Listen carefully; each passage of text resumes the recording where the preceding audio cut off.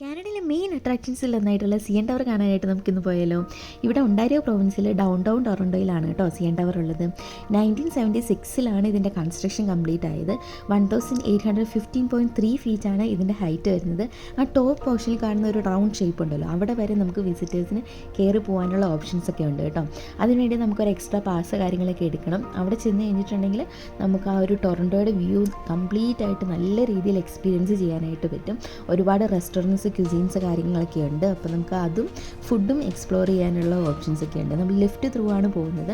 നമ്മളങ്ങനെ എക്സ്ട്രാ പാസ്സൊക്കെ എടുത്തിട്ടുണ്ടായിരുന്നു. അങ്ങനെ ലിഫ്റ്റിലൊക്കെ കയറി പോകുമ്പോൾ തന്നെ നമുക്ക് ആ ഒരു താഴെ നിന്ന് ആ ടോപ്പിലോട്ടുള്ള വ്യൂ കിട്ടുമ്പം തന്നെ ഒരു അടിപൊളി എക്സ്പീരിയൻസ് ആണ്. പിന്നെ നമുക്ക് അറിയാൻ പറ്റും നമ്മൾ എന്തുമാത്രം ഹൈറ്റിലോട്ടാണ് പോകുന്നത് എന്നുള്ളത് നമുക്ക് ഒരു എക്സ്പീരിയൻസ് ചെയ്യാനായിട്ട് പറ്റും.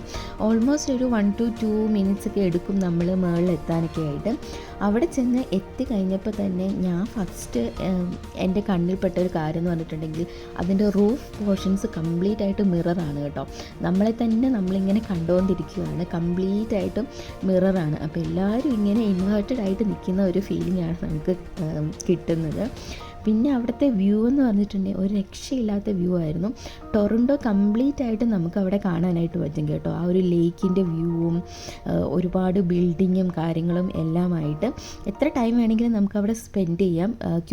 ഡിഫറെൻറ്റ് ക്യൂസീൻസും റെസ്റ്റോറൻറ്റ്സ് കാര്യങ്ങളൊക്കെ ഉള്ളതുകൊണ്ട് നമുക്ക് ഫുഡ് കഴിച്ചിട്ടൊക്കെ എത്ര ടൈം വേണമെങ്കിലും നമുക്ക് അവിടെ ഇരിക്കാവുന്നതൊക്കെയാണ്. ആ ഒരു ലേക്കിൻ്റെ വ്യൂ ഒക്കെ നമുക്ക് അത്രയും ടോപ്പ് വ്യൂ നിന്ന് കിട്ടുമ്പോൾ അത്രയും വൈഡായിട്ട് കിട്ടുമ്പോൾ ഭയങ്കര ഒരു രസമുള്ള ഒരു എക്സ്പീരിയൻസ് ആയിരുന്നു കേട്ടോ.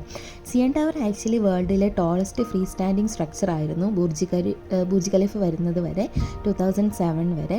അതോടൊപ്പം തന്നെ വേൾഡിലെ ടോളസ്റ്റ് ടവറും ആയിരുന്നു കേട്ടോ 2009 വരെ. അതിന് ശേഷമാണ് ക്യാൻറ്റൺ ടവർ വന്നത്. അപ്പോൾ അങ്ങനെ കുറേയധികം ഫീച്ചേഴ്സൊക്കെ ഉള്ളൊരു സംഭവമാണ് ഈ സി എൻ ടവർ എന്ന് പറയുന്നത്. എന്തായാലും നമ്മൾ സി എൻ ടവർ കാണാൻ ചെല്ലുമ്പോൾ ഇങ്ങനെ ഒരു ടോപ്പ് വ്യൂ കൂടി എക്സ്പീരിയൻസ് ചെയ്യുമ്പോഴാണ് അത് കംപ്ലീറ്റ് ഇതായിട്ട് നമുക്ക്